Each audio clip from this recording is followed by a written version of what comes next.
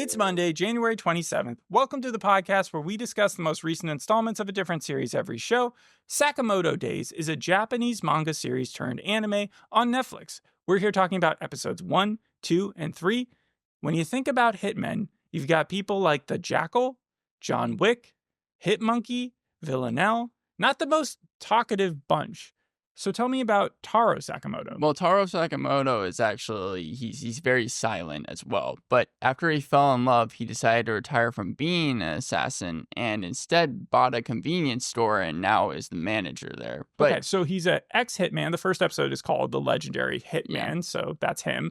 He's a devoted family man, so he's Vin Diesel. He loves his family. He's humble.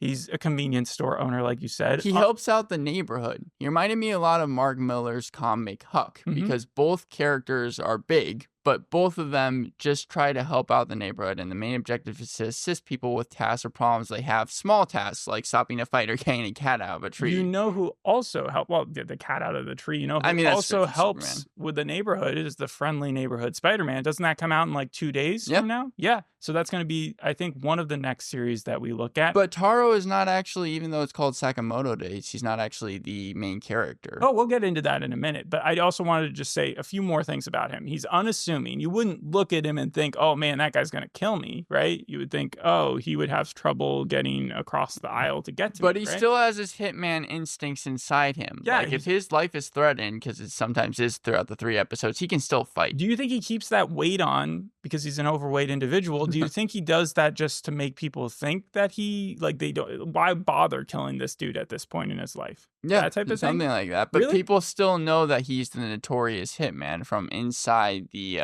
Certain people do. Yes. In fact, you could probably say the draw of this series is that there's this army of assassins who are out there looking to kill Sakamoto. That's why people have called him the Fat John Wick, at least by the 3rd movie, right? John Wick is being hunted by everybody. However, the fact that he's such a family man reminds me too much of the Bob Odenkirk movie that came out a few years ago. Nobody. Right? Because isn't he just going about his life as an old man doing his job when suddenly he has a break-in and everybody's trying to kill him and he has to go hunting down everybody who he worked with in the past? In fact, this is the description to Nobody. A mild-mannered family man who returns to his former life as an assassin after he and his family became the target of a vengeful crime lord. And they shot that in 2020. And it came out in 2021. And the comics for this also came out in 2020. So it's just very convenient timing that they almost seem to cross over. Well,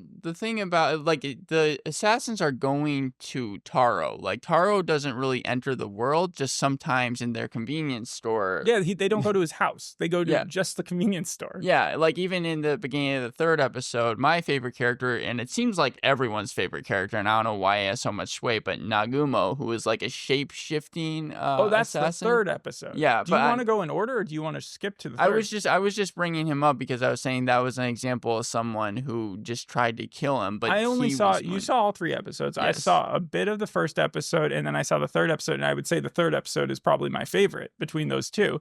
But let's talk about the first one first. All right, The Legendary Hitman. You might think it's a backflash episode defining Sakamoto's best years. And it starts off that way. Yeah, you get the first 3 minutes. 3 minutes? Like around there, yeah. Okay, it's actually from the point of view of a completely different character, right? Yes, Shin, a younger and more amateur hitman who can read minds, we learn later on in this series. It seems helpful. It was interesting because while the show does have people who have superpowers, I just mentioned Nagumo, it seems like they don't really focus on it that much. Like it seems like it's more focused on the fighting, yet some people have these strange abilities, almost like extraordinary. Is it one of those deals where if you have a superpower, you're automatically an assassin and you're like tasked with killing other people, or are there just random balloon salesmen with powers that we're unaware of but that we see throughout the series? Do you meet anybody besides an assassin who has a superpower? I don't think so. Okay. Not yet, at least. You could even say that Taro has a superpower because of just how overpowered he is with being a hitman. People have compared him to One Punch Man. Yeah, because again, every single villain, just no matter what in the episodes, always kind of seems to be hurt by his hand. But he has a special rule. He's like Batman that way, where he won't kill anyone. That's not true, I don't think. I think he does at some point start picking up that gun and start like doing away with it. I mean, at least when he's talking to his wife, because his wife is fine with him having to defend himself, but he's made a deal, it seems like, where he's not able to kill anyone. And also, if he's going to hurt someone, that he'll do it in the least amount of ways. So it's like, instead of, unless slicing you off their foot. have to kill them, you yeah, and it's funny in that way. It's supposed to be a straight out comedy. There's very little times where it's supposed to be drama. And Shin comes in there tasked with killing this dude, thinks it's just this old man. Does he read his thoughts and he's like, oh man, this guy could kick my ass? Does he know that right out of the gate? From what I understand, I think this was how it went down. Taro didn't leave the assassination, like it didn't retire correctly. I think he was supposed to be given a mission or something. So a lot of people are like, you know what? They task Shin. They're like, yes, kill him. Then Shin starts to realize how good a man he is. Because again, he's helping the neighborhood. Has serious thoughts about it. And it's just like, no, I don't want to do this. And then right when they're about to kill Shin, that's when Taro comes in, saves Shin, and gives him a job at the convenience store. Yeah, so you just summarized the entire episode really quickly. I want to compare this to baseball. So in baseball, when a baseball player retires, they have 5 years and then they're eligible for Hall of Fame voting, right? Instead, this guy's been retired for about 5 years and he's eligible to be murdered by some other assassin groups. That seems a little unfair, but you come in the way that you get out. So it's kind of like Jumper in that way, where once your career is over, they don't want you talking to anybody. Not that Taro would. And so they send someone younger to come kill you. Yeah. Sometimes it's yourself. And like you said kind of earlier, Shin, now that I remember, he does go into the convenience store, thinks it's going to be like the easiest thing. Right, because I think they keep faithful from the comic books for most of this. But one of the comics, if you go to a forum from like when that was released 4 or 5 years ago now, and they were complimenting about how impressed they were that Sakamoto used a bubblegum piece to block a bullet. That's how it starts off. And then in the third episode, I remember he uses his glasses, which are also bulletproof to deflect bullets. And then he also catches them in chopsticks. So he's able to stop bullets any way that he wants. Right? Yeah, well, he's also very strong. Like in the second episode, how he defeats one of the villains is he smashes them with a refrigerator. Oh, okay. All right. Yeah, so let's talk about the second episode. So the second episode, we meet Shin in the first episode. Like you said, he gets saved. He then is recruited to be one of the convenience store and proxy family members now. He is now part of the family. That's Taro. Even though it seems like they just met, he's part of the family now. And it's also kind of like One Piece in that way. Because in the first couple episodes, they're gathering all the crew. And everybody that joins his team is really like moralistically, even if they disagree with each other, kind of all in the element of we're going to protect each other. We're a family unit. Although the penguin is way more evil, I had him as kind of like he's his victor to his penguin. Yeah, because they're both fat. Yes, I mean Taro is way nicer. he's not like really evil, but like Shin is definitely kind of his protege. So episode 2, remind me just the plot of Nice Guys, but verse Sun Hee and Bacho. Those are the villains, as you can guess. While out on an errand, Sakamoto and Shin encounter Lu Xiaotang, the daughter of a mafia boss, who's on the run and targeted by twin assassins. You know what that also reminds me of now that I'm reading it is Cowboy Bebop. Right? Yes, isn't the Faye daughter Valentine? Yes, isn't she also like royalty or something like that? And she's on the run. Yeah, no, and that's who Lou reminded me of. She is the third character. Like even though she is a new character and introduced in the second episode, she is like one of the group as well. Right. And yeah, San. So how do they save her, or how does she become one of their convenience store workers? How can you guess? Taro. He comes in and he's able to, that's the refrigerator person that he smashes. I think that was San Hee over the head. And San Hee and Bacho are these two big muscular guys. They wield swords. And it's funny because Taro, he must have appliances or something that are super strong, because I believe it was San Hee's sword that he tries to, that he's swiping against Taro, and then Taro is able to break it even though it was supposed to be unbreakable. So I guess that like there's just things that Taro has certain abilities for, but yes, he hits Bacho. He smashed through something like adamantium or something. Yes. Okay. I think Wolverine would be screwed against him. That's an interesting premise. People have actually pointed out the Chainsaw Man, the trainer who was able to work with Chainsaw Man and never die, and wondered who would win against those two. I forgot what his name is, but between Sakamoto and that trainer. From what I would think, I think Chainsaw Man, but No, because Chainsaw Man was beat up by the trainer. Do you remember this? This was years ago. And so the trainer was teaching both Chainsaw Man and that other girl at the time, the other demon. No, I'm saying the trainer of Chainsaw Man, I think, he would still win. Yes. Interesting. Okay, yeah. But then Bacho, he's hit over the head with a frying pan. That seemed to kill him. And then, we have San. He gets smashed by a giant refrigerator. And then, that Lou is now part of the convenience store. Especially Shin didn't want that to happen. So the mafia boss doesn't care anymore? Or does he die by the end? Does her father die at the end? I think that he's shown at the very end because there's only an end credit scene for the second episode. But I think it might be the father that puts the $1 billion bounty on Taro's head. Okay. Possibly. Okay. I'm not sure about that. Again, One Piece-esque recruiting the crew of Shin and Lou.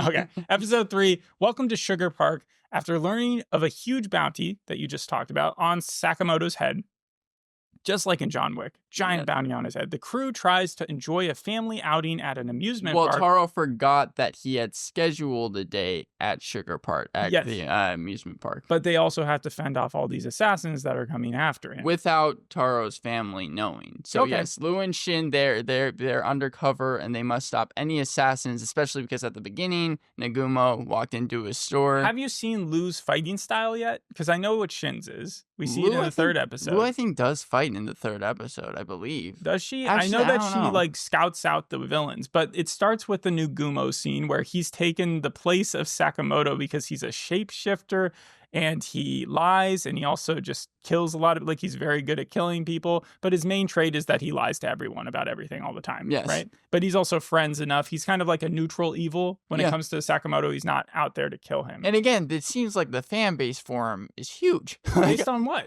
I read some Reddit posts and I also saw a YouTube video just kind of talking about it. And even though he was only in the first couple minutes, everyone was like, Nagumo, he's the best, he's the GOAT. When people go, maybe based on things that he does later on in the comics, we don't know, but just the effortlessness of not feeling afraid in proximity to a lot of the best assassins and stuff and feeling like you can hold your own. I guess there's a certain amount of fans that like to see that.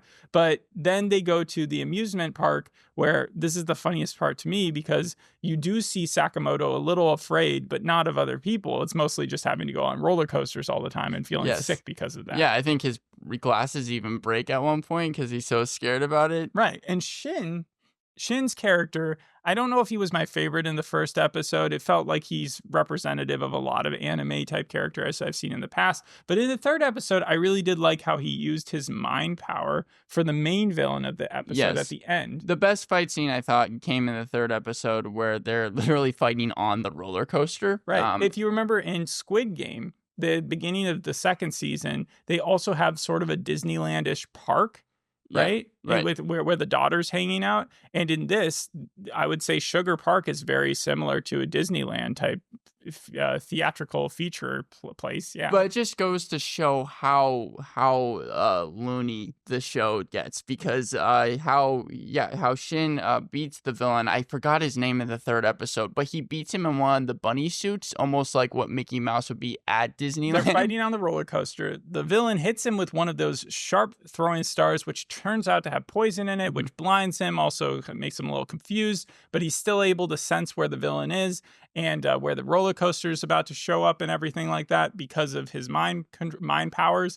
And then he senses that Sakamoto is watching a theater performance with his daughter right below them. And so they fall right in front of and he takes the costume of the bunny that is in the theater performance that's fighting. Yes. And then they actually have a real fight. I love the discount Power Ranger that was just off to the side also that seemed to be watching the fight. But yeah, because Shin is able to read minds, we hadn't really seen, we knew he could because there's different visions throughout the first 3 episodes where Taro always thinks about killing him. I guess that's, and then he's always able to tell that. But it's the first time we were ever able to see him fight using that ability because Taro, being the master hitman that he once was, is telling Shin how to move. It was mostly effective because the villain started getting super afraid at how good the moves were, and then he saw that he was closed. He had his eyes closed under the mask, and he was a little bit more freaked out at that point. And so, yeah, that's how they beat up the last villain there. No after credit sequence. Where do you think the show's going? I don't know. I think it's just going to continue to be a different by villains week? every episode. Yeah, trying to kill him until we might get to a finale. How many episodes is it supposed to be? I don't know, but I do know that Japan is already on the next one. They're always a week ahead of Okay. us. But I also wanted to give you a little game because just like how this theme park reminded me of Disneyland, Mhm. I wanted to see a little game called Disney versus Anime and see if you would be able to answer these correctly. Okay. Did an anime or Disney film win first for the Academy Award of Best Animated Feature? Oh, that would be Disney, 100%, right? No, it was actually because the award didn't come into fruition until 2002. Do you want to know what won in Spirited Away? Yeah, Spirited Yeah. won in 2003. In 2002 it was Shrek. Oh, okay. Yeah. So, And then which came out first, Steamboat Willie, Mickey Mouse, or the first anime? uh, it would be Steamboat Willie. It was right? actually the anime. The Dull Sword came out. It was a 4-minute film, Namakura Gatana, which was about a foolish Ronin who was trying like to purchase a sword and then like kept on messing up, kind of a Mr. Beanish. Anime's been around before Mickey Mouse. Yeah, it only became super popular and widespread, I think, after Astro Boy, which was in the 60s or something. And then obviously it's gone through its own evolution, become more violent over time. Which used CGI first? I'm just going to say Disney again. You got it right this Okay, time because yeah. Disney used it in 1982 with Tron, and that was a year before anime used it. Golgo 13, The Professional. Don't ask me what that's about, but like it featured some sort of choppy, historic 3D helicopter scene, and that was the first usage of CGI there. But those were my 3 Disney versus anime questions. I found it kind of interesting how they've played a part because obviously the Kimba thing with the Lion King, right. they never actually sued each other about that or really anything. It seems like Disney has purchased a lot of anime to like distribute on its platform, but it hasn't produced any, or if any, very little. It's the known fact that that everyone knows, but I think I would have been surprised if they had reached any type of settlement because there's always been I think in fact the about it. family was like really cool about it. They were like, these are 2 distinct ideas, and as long as the guy doesn't have a talking white lion there, we're good with it. I remember Matthew Broderick, one of the things I read was that prior to the release of The Lion King, he thought that it was just a remake of the Kimba thing. Like he thought that was what they were doing. So for Sakamoto Days, what was your favorite episode of the 3? Probably the 3rd episode. Okay. I think I would agree with you on that. And then just because it's the funniest, or? Yeah, I also enjoy the characters. I like my favorite scene, my favorite fight scene was probably when they were at the amusement park. The show uses the superpowers, which I like. I'm interested to see what happens to Nagumo. It looks very nice. Yeah, I think that's... So you do believe Nagumo is going to be back and featured quite a lot? Yes, I 100%. Did you hear them mention the Order any? I'm sure they did. They did in the 3rd episode. Yeah. They talk about it a little. That's where he's from. And it's like this. Some people don't even think it exists, but it's where he was trained, Sakamoto. And so when the Order starts getting involved, I think that's when the threat becomes bigger. Yeah, because one of the cons I do have is what I've already mentioned. Taro Sakamoto saves the day every single time. Literally every single time. The regular show. Even in the 3rd episode, he's the one telling him how to use the moves. I want to see something kind of different, at least for the upcoming episodes. Do you compare it to Uzumaki at all? No. Okay, so like when the first trailers came out for this show, people were really negative. They thought this is going to be a terrible adaptation because partially the thing that makes the comics so cool is that the guy who made them, Yuto Suzuki, was like a painter as well, and so like whenever he would show the fight scenes, they would be big and but when the show came out, people have actually had a very positive like reassessment of what they saw, and that's the opposite of Uzumaki, isn't it? I'll say this though, there's been nothing in the show so far that has wowed me. With Chainsaw Man, which I gave a 10 to, probably upon retrospect, I probably would have given it a 9. But there was so many things, especially really after episode 5, that I thought was fantastic. I don't have the same sense here, and also Lou's character, even though we just got introduced to her, I don't feel why she is necessary for the show yet. This feels like a little bit of SpongeBob entertainment, where it's like you sit down and you will find yourself watching it, and it kind of pulled into the TV, but not for anything more than the 20 minutes that it runs. It's regardless of to see what happens next. My problems with the show, I think it's a good show, and I will give it a 7 out of 10. Yeah, I wanted to compare Sakamoto quickly to the Avatar guy. Remember when they showed in the documentary how they ended up doing, like, I think the earth bending and all that stuff like that? They had this consultant, and he was a big dude, but he knew how to fight. And so, like, whenever big people can fight, like they know how to do it as long as. Well, look at sumo wrestlers. Yes, of course. But I don't think he's doing much sumo wrestling type fighting. It's more like Donnie Yen. And the reason I bring him up is because when the writer was originally like trying to figure out whether he wanted to draw for the strongest old man or the strongest fat guy, and he chose on the strongest fat guy, part of the reason was that Donnie Yen had come out with a movie in 2020 called Enter the Fat Dragon, which inspired him. And he's wearing a fat suit in that movie, and he has like nunchucks and everything. So that's a funny thing. He's also inspired by other manga like Katsuhiro Otomo's Domu and Christopher Nolan. Big fan of Christopher Nolan. He's a big fan of Christopher Nolan. And then I just wanted to throw in there that Sakamoto means, the last name means one who lives at the bottom of a slope. And it's a very common surname in Japan. You said you give it a 7 out of 10. It has an 8 on IMDb right now. It was one of the biggest Netflix anime premieres, if not the second most watched non-English program on Netflix after Squid Game.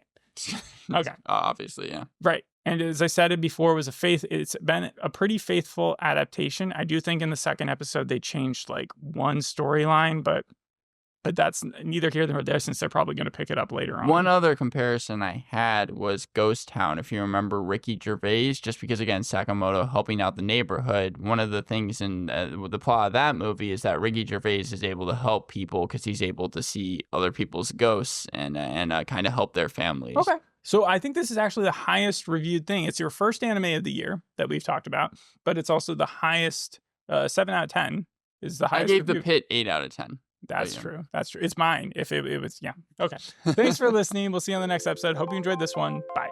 Bye.